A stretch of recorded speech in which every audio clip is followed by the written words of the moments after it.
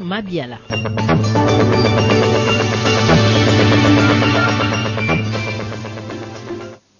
Bonsoir madame, bonsoir mademoiselle, bonsoir monsieur, merci d'être avec nous dans ce journal. L'affaire met en cause le ministère public, les partis civils Tawa et Drolia contre le pasteur Denis Lessi et consort appartient désormais au passé. Ce mercredi 5 mars, à son siège, la cour militaire de Kinshasa-Gombe a rendu son verdict sur cette affaire. Il en ressort que les trois prévenus, en l'occurrence le pasteur Denis Lessi, l'adjudant Kassongo et Okunimo Thierry, sont exemptés de l'association des malfaiteurs, mais condamnés respectivement à 15 mois, 3 ans et 12 mois pour escroquerie, incitation des militaires et violation des consignes. Les prévenus sont aussi appelés à restituer tous les biens escroqués aux partis civils Ntawa et Drolia dans la voiture Hyundai Veracruz. Sylvain Kapombo-Bosengele reviendra dans nos prochaines éditions avec images et commentaires. L'Église catholique a célébré ce mercredi 5 mars la messe des cendres. Cette messe, qui est caractérisée par l'importion des cendres, marque ainsi le lancement des 40 jours de carême, comme nous le fait dire Popol Ziakwaou et Anne-Marie Ossite. Et la paroisse Notre-Dame de la Grâce dans le quartier des Lupéennes sont venus nombreux à la messe du mercredi des cendres. Ils rappellent qu'on est poussière et qu'on y retournera. Dans son homélie, les célébrants a mis l'accent sur le monde, la pénitence et la prière. Nous devons nous convertir et croire à l'évangile. Et nous les humains, nous devons nous rappeler chaque fois, chaque instant, que nous sommes que poussière et nous retournerons à la poussière. Et que nous ne pouvons pas être orgueilleux de ce que nous sommes. Nous ne valons rien, ce n'est que la poussière. Notre origine finale, notre destination finale, c'est de redevenir la poussière. Et que maintenant, tout ce que nous pouvons faire, c'est chercher à faire la gloire de Dieu, à faire sa volonté dans notre vie quotidienne. Cette entrée au jeûne de 40 jours va préparer les fidèles de l'Église catholique à la passion et à la résurrection du Christ. Au quartier général de la mission onusienne au Congo, le rendez-vous avec la presse de chaque mercredi a été respecté. Le point de presse hebdomadaire de ce jour aux Nations Unies a notamment porté sur les questions sécuritaires dans le Nord Kivu. L'on a également parlé des questions liées aux droits de l'homme en République démocratique du Congo. Les détails avec Sylvie Fortuné-Mboula et Blaise Lunda. Au cours de ce point de presse, le représentant du Bureau conjoint des Nations Unies aux droits de l'homme a fait le rapport sur les violations de droits de l'homme sur le territoire congolais au mois de janvier 2014. Selon le Bureau des Nations Unies, les principaux auteurs de violations de droits de l'homme sont d'abord les militaires de forces armées de la République démocratique du Congo, suivis des éléments de la police nationale congolaise et enfin les combattants de groupes armés. La province orientale et le Nord Kivu seraient le plus touchés de toutes les provinces. Et ce n'est qu'en reconnaissant la réalité de la situation de droits de l'homme, en partageant cette information avec les acteurs impliqués et en cherchant des solutions ensemble avec les concernés qu'on puisse aller à la paix. Donc c'est exactement dans ce sens que nous documentons la situation et comme je le disais, nous partageons les détails des rapports mensuels avec les autorités et on discute avec eux pour effectivement trouver des solutions. Entre-temps, l'opération conjointe FARDC-MONUSCO contre les rebelles ougandais ADF NALU se poursuit normalement. Moi, ce que je pense important de souligner à ce stade des opérations avancées et des résultats quand même assez significatifs que les FARDC soutenus par la MONUSCO ont obtenus, c'est de continuer ces opérations avec détermination de manière à démanteler de manière définitive l'organisation militaire terroriste mais aussi criminelle de ce groupe et permettre de réinstaurer dans la région un climat propice au développement et à la sécurité. Il faut enfin retenir que 15 éléments de groupes armés se sont rendus aux troupes onusiennes déployées à Nyabiondo, Lubero, Kichanga, Mpati et Sake. On va faire un tour en province. Le procès en diffamation opposant l'honorable Bindoule au journaliste Mouké se poursuivra ce vendredi. L'audience publique du 7 mars où devra comparaître en personne le journaliste, éditeur, directeur du journal Rafi qui se déroulera sur fond de l'aveu présumé de Katembo Tsongo Léon, l'une des personnes citées dans l'affaire d'escroquerie. Les détails dans cette correspondance. Nouvelle parution du journal Rafiki, révélation accablante.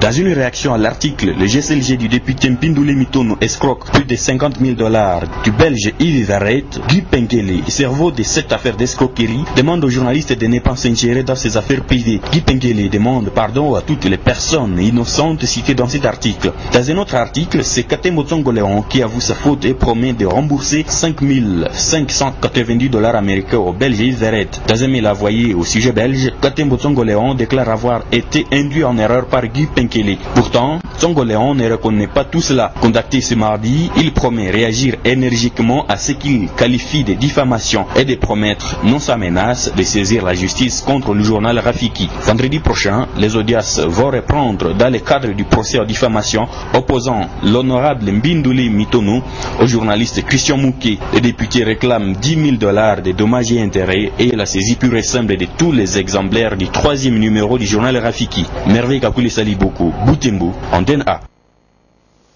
Nous étions dans le sud Kivu. On va maintenant prendre le cap pour le Bas-Congo. Et vous le savez, nous sommes pendant le mois de mars, mois qui rime avec la femme. Et plusieurs femmes réfléchissent d'ailleurs sur le thème choisi pour cette journée, à savoir investissons dans la femme rurale et la jeune fille qui contribue tant soit peu au développement socio-économique à Kisantu, dans le Bas-Congo, où Evin Landou Kavidi, femme rurale, pense qu'investir dans la femme rurale, c'est investir dans toute la nation. Un reportage signé Africa Mujinga, David Poutou. Investir dans la femme rurale et la jeune fille pour contribuer au développement socio-économique fait intervenir plusieurs aspects dont l'éducation, les routes, la santé et autres. Pour Yvine Landou-Kavidi, femme rurale de son état, cet investissement vaut son pesant d'or. On parle de la femme rurale, investir dans la femme rurale. Qu'est-ce qu'on investit en termes de capacité financière? En termes d'infrastructure, qu'est-ce qu'on investit pour la femme? Je vis dans un milieu rural. Il n'existe pas de crèche paysanne. Les femmes vont au champ avec leur bébé sur le dos. Il y a le soleil, qui n'a pas d'eau, qui n'a pas mangé le matin, ou bien qui va se contenter d'un morceau de chikwang et d'un coup de pommes. Où est la croissance dans tout ça? Qu'est-ce qu'on met à la disposition de la femme rurale pour que nous sentions la croissance? Je suis dans le Bas-Congo, je ne suis pas loin des centrales électriques, mais voyez les villages à côté de ces centrales, ils n'ont pas d'électricité. Moi, je regrette un peu qu'on ne parle plus de chantiers, les 5 chantiers, parce que c'était un très très bon programme. On ne parle plus de 5 chantiers, on n'a pas fait d'évaluation des 5 chantiers. Alors que vraiment, ça c'est aussi la base du développement, c'est aussi la base de la croissance. Ces 5 chantiers, où sont-ils? Et pourquoi a-t-on abandonné les 5 chantiers? Parce que c'était un programme extraordinaire qui aurait pu durer les 5 ans de législature du chef de l'État. Parce que dans ces 5 chantiers, il y a aussi des facteurs d'investissement sur la femme. L'éducation, par exemple, les infrastructures, on n'est nulle part. Pour rappel, Yvine Landou est une passionnée de l'agriculture. Elle participe à la lutte contre la pauvreté en donnant du travail aux paysans dans le Bas-Congo, plus précisément à Kisantu.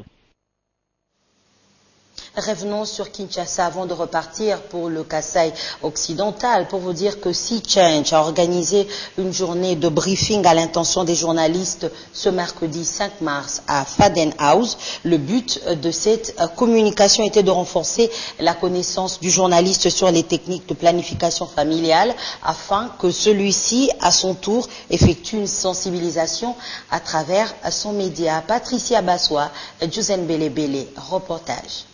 La diffusion de planification familiale en République démocratique du Congo est l'une des conditions nécessaires au développement durable du pays. L'utilisation de la contraception est faible à 5,4% et pas satisfaisante, ce qui est un déni de droit à la santé reproductive des femmes et le reflète de l'insuffisance de services en planification familiale. Contrairement à ce que les gens pensent, les adolescents ont beaucoup de problèmes de santé de la reproduction. Vous allez voir les rapports sexuels précoces, les grossesses non désirées, les avortements provoqués, les violences sexuelles, les pratiques traditionnelles néfastes. Donc il y en a beaucoup et on saisit l'occasion, n'importe quelle occasion pour faire allusion à ça. Le journaliste joue un rôle clé dans la détermination des questions du jour le plus importantes et dans la prise de décision relative aux informations à publier ou à diffuser à l'antenne. Ainsi, il informe le grand public et les décideurs. Voilà pourquoi il est un acteur majeur dans la planification familiale. Les journalistes ou les médias constituent une force. L'une des stratégies pour prévenir les problèmes de santé des adolescents et jeunes en République démocratique du Congo, c'est d'utiliser aussi les médias. Plusieurs méthodes de contraception ont été présentées aux journalistes afin d'avoir une bonne maîtrise du sujet. La planification familiale sauve des vies et réduit le nombre d'avortements. C'est là quelques messages à intérêt médiatique sur la planification familiale qui nécessitent une bonne vulgarisation de la part du journaliste. Et puis, dans la province du Kasso occidental, une dizaine de personnes, dont un officier supérieur de la police nationale congolaise, auteurs d'actes de banditisme, ont été condamnés ce mercredi 5 mars par la justice à Kananga. Pour plus de détails, je vous convie à suivre cette correspondance de Sosten Kambidi, joint au téléphone par Domomat. C'est d'abord la cour militaire du Kasso occidental qui a eu la main lourde sur 13 personnes, dont l'inspecteur adjoint de la police nationale congolaise et P3 au commissariat provincial. Dans son arrêt rendu dans l'affaire qui opposait l'auditeur supérieur à la bande à 13, la cour militaire les a tous reconnus coupables d'association de malfaiteurs et détention illégale d'armes et munitions de guerre pour l'un d'entre eux. En conséquence, la cour les a condamnés tous à mort. En plus de la peine de mort prononcée, l'inspecteur adjoint de la police nationale congolaise et P3 du Kasso occidental, Shibata Retouré Patel, a été destitué de la police. Dans les box, 10 condamnés ont assisté au prononcé de l'arrêt, tandis que les 3 autres l'ont été par défaut. Les 13 condamnés à mort faisaient partie de la bande dite billionnaire. Ils étaient spécialisés dans le vol des motos par braquage et le cambriolage des bureaux de l'État. Les millionnaires avaient entretenu l'insécurité à Kananga fin 2012 jusqu'à leur arrestation fin 2013. De son côté, le tribunal de grande instance de Kananga a aussi condamné à la prison à vie 4 personnes dont un chef coutumier reconnu coupable du meurtre d'un agent de l'État dans le territoire de Bindélégué. Pendant ce temps, d'autres groupes de civiques appréhendés attendent d'être fixés sur leur sort à l'issue des procès en cours. Kananga, Pierre Sosten Kambidi, Antenne A. Nous étions dans le Bas-Congo avec la femme, on y revient, mais cette fois-ci parlons de la cohésion provinciale. C'est la tâche à laquelle le gouverneur de cette province, Jacques Mbadou, a promis de s'atteler durant son mandat, mais il s'est aussi engagé à changer le visage de sa province en la dotant d'infrastructures de base modernes. Le bilan de l'année 2013, première année de son mandat, s'est révélé positif au vu des différentes réalisations enregistrées tant sur le plan cohésion que sur le plan des travaux. Autres détails avec Polydor Patrick Gaziami. Élu en octobre 2012, le gouverneur de la province du Bas-Congo, Jacques Mbadou, avait pris officiellement ses fonctions le 28 janvier à Matadi. Aussitôt investi, il avait promis d'œuvrer à la cohésion de la province du Bas-Congo. Aujourd'hui, une année et 35 jours exactement, le numéro 1 du Bas-Congo juge positif son bilan de l'année 2013. En effet, durant sa première année à la tête de la province, il s'est consacré à diagnostiquer le mal dont souffre le Bas-Congo et à concocter la thérapeutique appropriée, car il veut faire le nouveau Bas-Congo en moins de 24 mois, en maillant la province d'infrastructures de base. Les premiers coups de pioche pour une usine de production d'engrais chimiques, 2 usines de concassage et d'enrobage, la modernisation de la voie urbaine et le gigantesque projet de construction des stades modernes sont les premiers pas dans l'accomplissement de son mandat. Et le président de la République, Joseph Kabila, peut déjà se flatter d'avoir à la tête du Bas-Congo un gouverneur qui a parfaitement intégré sa vision de la révolution de la modernité. Une province grenier agricole dotée d'une usine d'engrais chimiques au port de Boma, à savoir Triomphe RDC, la première jamais installée en RDC dont la pose de la première pierre de construction a eu lieu le 30 janvier avec l'ambition de devenir le plus grand producteur d'engrais chimiques au sein de la SADC. Une unité de production des concassés et enrobés à Lusanga, 20 km de la première capitale de la RDC, à savoir Boma, devant servir à la réhabilitation et à la construction des routes et des voiries urbaines, ainsi qu'au bitumage d'une piste d'atterrissage de 3000 mètres à Lukandu et par ricochet à la création des milliers d'emplois. C'est le grand Bas-Congo que Joseph Kabila avait dessiné pendant la dernière campagne présidentielle que le gouverneur Jacques Mbadou a entrepris de matérialiser début 2014, année au cours de laquelle il entend poursuivre des projets entamés en 2013. Dans l'optique de façonner le visage de l'une des plus anciennes provinces de la RDC, qui est le Bas-Congo, Jacques Mbadou a consacré des centaines de millions de dollars aux chantiers sportifs. Dans un premier temps, 2 milliards de francs congolais ont été décaissés par le gouvernement central sur ordre du président de la République afin d'arrimer la province du Bas-Congo à la modernité en ce qui concerne les stades. Ce projet de rénovation des infrastructures sportives va s'étendre jusqu'à Mbanza-Ngungu et Kasangulu. Il faut aussi noter que dans le cadre des travaux d'aménagement, d'assainissement et d'équipement des grandes villes du Bas-Congo, les voiries urbaines de Boma et Matadi sont en train d'être reloquées sur fonds propres du gouvernement provincial. Dans le lot des travaux, il faut compter la réhabilitation de la route Manterne-Tchela, 98 km, dont le coup d'envoi des travaux a été donné par le gouverneur et coïncide avec la remise de 2 morgues et 3 transformateurs, dont de la première dame à la population des cités de Tchela et Lemba. Au-delà des travaux dont la réalisation participe de près et de loin au bien-être de la population du Bas-Congo, le gouverneur Jacques Mbadou travaille sans relâche pour l'instauration et la consolidation de la cohésion des fils et filles de l'une des provinces les plus actives de la RDC avec une économie très développée. C'est d'ailleurs dans ce cadre qu'il faut placer la messe d'action de grâce et la cérémonie d'échange de vœux organisée le 23 février dernier en Zodikanda à Limete, cérémonie à laquelle avait pris part la première dame Olive Lembe Kabila et qui avait été qualifiée de cérémonie de réparation. En effet, il était question pour les fils et filles du Bas-Congo de reconstituer l'harmonie brisée en 2006, année électorale qui a vu la population du Bas-Congo témoigner d'un manque de confiance vis-à-vis de Joseph Kabila, pourtant faisant partie de la grande famille des Bas-Congo, de par son alliance avec la première dame, et en 2011, année électorale suivante, car l'électorat du Bas-Congo a encore fait preuve du même manque de confiance. Une situation que plus d'un avait considérée comme une trahison. Il fallait donc y remédier, et Jacques Mbadou s'y est mis. Le linge sale se lavant en famille, tout le monde a pris conscience au cours de cette cérémonie de la nécessité de réparer afin de consolider l'unité de la grande famille Congo et s'est engagé à soutenir le président de la République et de lui apporter son soutien dans la lourde tâche qu'il a de conduire la RDC. Et pour marquer d'une pierre blanche cette réparation, une enveloppe a été remise à la première dame au nom de la communauté Né-Congo en guise de sa contribution à la construction de la cathédrale de Goma. Jacques Mbadou s'est engagé de bâtir tout au long de ce mandat cette harmonie et la cohésion entre tous les fils et filles de sa province, car pour lui, le Bas-Congo ne peut se développer normalement si ses enfants sont séparés. Et dans un autre registre, le Premier ministre Augustin Matata Ponyo a lancé hier mardi 4 mars les travaux de réhabilitation de 7 immeubles de l'État à la Place Royale dans la commune de la Gombe. Ces édifices devront abriter plusieurs services publics des différents ministères et constituer avec l'immeuble du gouvernement en construction le quartier administratif de la Place Royale. Jean-Louis Miassekama, reportage. Le quartier administratif de la Place Royale va voir le jour d'ici 2015. C'est une certitude. Voici le geste qui le confirme. Le Premier ministre pose la première prière et inaugure les travaux de réhabilitation de 7 immeubles. Il s'agit de Likasi, Ubangi, Arwini, Kwango pour le lot numéro 1 pour 6 millions de dollars et de Kwango, Kassai et Semoy pour le lot numéro 2.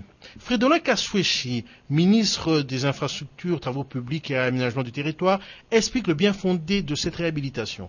Que pour avoir la productivité que nous réclamons tous à corps et à cri, il faut créer des conditions et cadres de travail qui puissent valoriser l'homme, quel qu'il soit, de manière à susciter son épanouissement.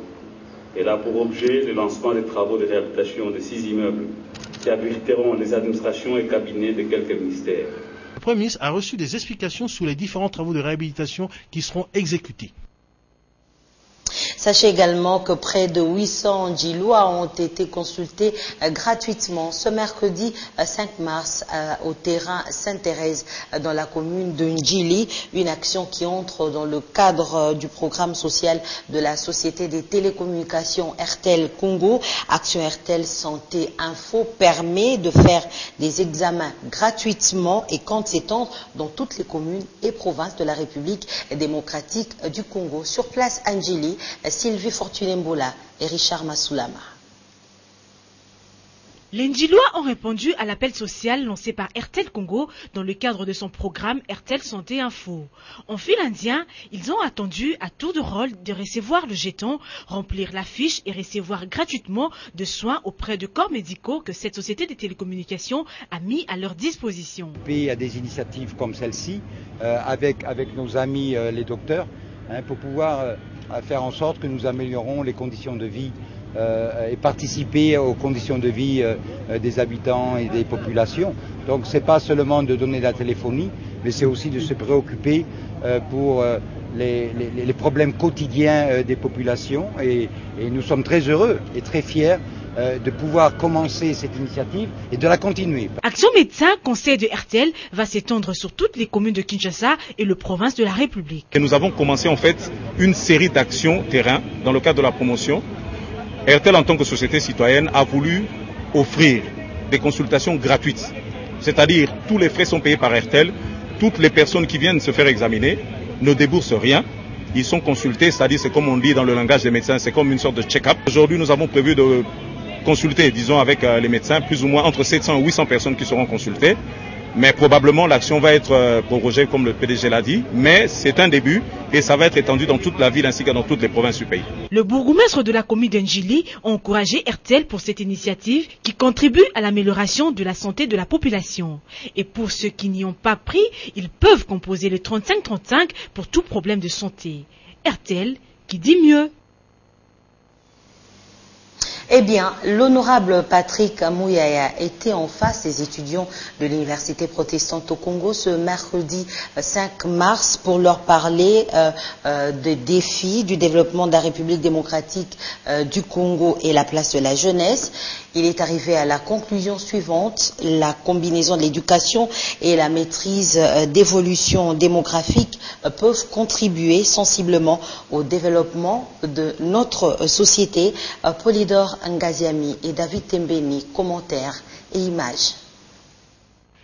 Pour ce deuxième échange avec les étudiants de l'Université protestante au Congo, l'honorable Patrick Mouyaya Katembwe a planché son exposé sur les défis du développement de la République démocratique du Congo et la place de la jeunesse. L'éducation est le mot-clé qui a caractérisé tout son discours, car, dit-il, elle est un facteur stratégique pour le développement d'un pays et dans la lutte d'une nation pour se tailler une place respectable et dynamique sur l'échiquier mondial. Mais pour arrêter l'hémorragie de la pauvreté, il faut maîtriser la croissance démographique. Il faut donc pour le leader de demain attirer leur attention sur le choix individuel qui détermine un collectif.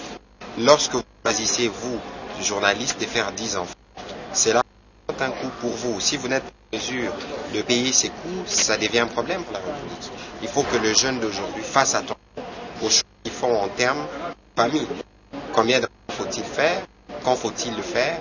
Et de quelles ressources nous devons disposer pour que nous puissions le faire? C'est une réflexion qui doit guider les choix futurs. Aussi, l'élu de la Funa a encouragé les jeunes à se marier tôt pour éviter des grossesses indésirées et indésirables qui interviennent souvent dans les milieux universitaires. Toutes nos excuses pour la mauvaise qualité de cet extrait. L'ONG Passé, Présent, Futur a servi à un petit déjeuner ce mercredi 5 mars aux habitants de l'avenue Kibunda dans la commune de Bumbu. Le but de cette action était de partager et de remettre la notion du petit déjeuner dans les foyers, même les plus démunis, tel que nous le dit Patricia Bassois et Jouzen Belebele dans ce reportage. Un rayon de soleil a illuminé l'avenue Kimbunda ce matin. Plusieurs familles ont reçu la visite de l'ONG Passé, Présent, Futur pour un petit déjeuner. Habitude perdue par certains de ces foyers vu la conjoncture actuelle en République démocratique du Congo. Ce n'est pas discriminatoire, mais c'est plutôt aller vers les personnes qui ont peut-être un peu plus besoin que d'autres. Et c'est vraiment une des raisons pour lesquelles nous sommes venus dans la commune de Goma.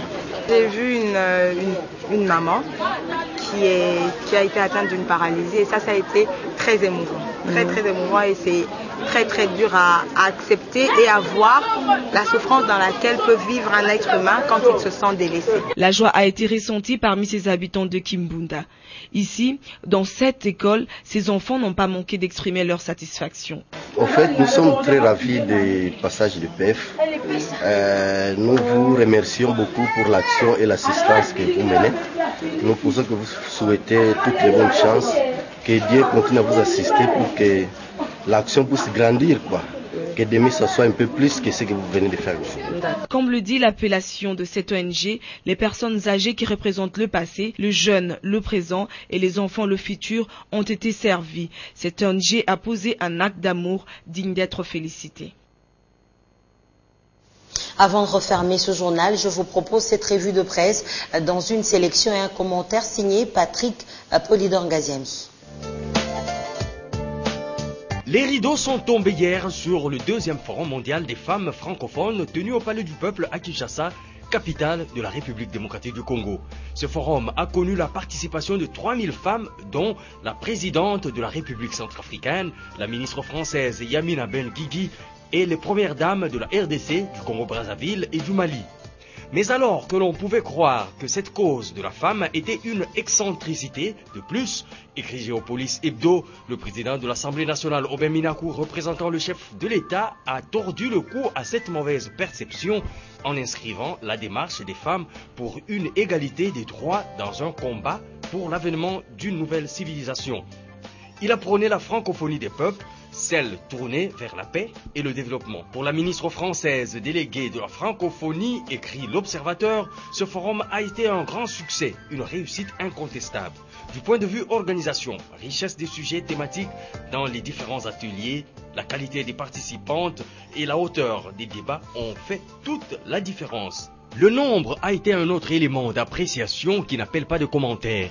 Ce forum a été une occasion pour la ministre RD congolaise du genre, famille et enfants Geneviève Inangossi de jeter des fleurs au président de la République Joseph Kabila. Ce succès, notre forum des As qui le cite, nous le devons au président de la République Joseph Kabila qui, dès l'annonce de notre intention de recevoir le 2e forum des femmes francophones, a fait preuve d'une ferme volonté de soutenir l'initiative.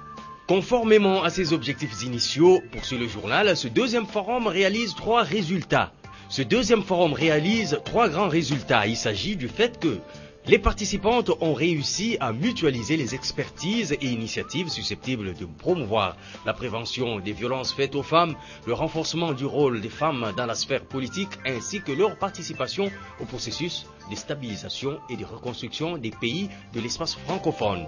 Les femmes francophones se sont aussi engagées à des actions concertées en faveur de la promotion et de la protection des droits à l'éducation de la femme et plus particulièrement de la jeune fille. C'est dans ce chapitre, indique le quotidien Forum des As, que la ministre française déléguée à la francophonie, Ben-Guigui, a dit s'investir pour la scolarisation des enfants en proposant la création d'un groupe de réflexion au sein de l'OIF en vue de faciliter l'inscription, que soit intégrée la notion de l'égalité homme-femme et l'autonomisation dans le nouveau programme après 2015 par adoption d'une approche transversale fondée sur le droit que la participation de la femme soit garantie dans le processus de résolution des conflits et que les États membres assurent la participation de la femme à la réforme du secteur sécuritaire. Par ailleurs, la société civile recommande que les États prennent des dispositions nécessaires pour assurer l'éducation des filles jusqu'à l'âge de 16 ans. Pour renforcer la participation politique, économique et l'autonomisation, les femmes recommandent la création d'un cadre législatif et des mesures pour mettre en place un système électoral garantissant une égale participation des femmes et des hommes. Elles recommandent enfin à l'Organisation internationale de la francophonie d'appuyer le réseau francophone pour l'égalité homme-femme au sein de l'espace francophone, d'approfondir l'intégration du genre de manière transversale dans les programmes de l'organisation. Gouvernement de cohésion nationale, la Révolution évoque le sujet pour faire savoir que les Bas-Congo réclament la primature. Les Né-Congo réclament. Voilà, c'est donc par ici que nous mettons un terme à ce journal. Merci à vous tous qui nous avez suivis à ma campagne. Demain à 7h30, à 10h et à 12h, retrouvez Nadia Koulin-Fouka pour les informations. À 16h pour le journal en lingala, ce sera Magali Sissi. Et à 19h, on se retrouve avec le même plaisir. Bonsoir et à demain.